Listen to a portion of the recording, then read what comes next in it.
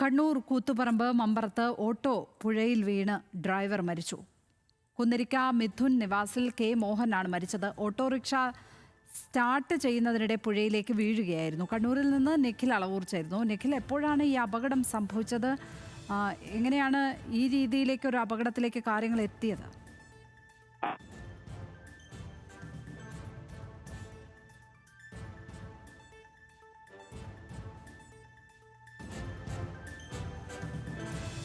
Kannur കൂത്തുപറമ്പിലാണ് auto പുഴയിൽ വീണ് driver മരിച്ചത്. കുന്തിരിക്ക മിഥുൻ നിവാസിൽ കെ മോഹനാണ് മരിച്ചത്. ഓട്ടോറിക്ഷ സ്റ്റാർട്ട് ചെയ്യുന്നതിനിടെ പുഴയിലേക്ക് വീഴുകയായിരുന്നു. ദാരുണമായ അപകടം തന്നെയാണ് സംഭവിച്ചിരിക്കുന്നത്.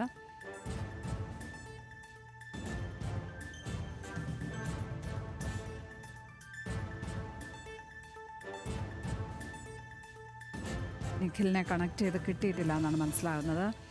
മറ്റു വാർത്തകളിലേക്ക് പോകാം.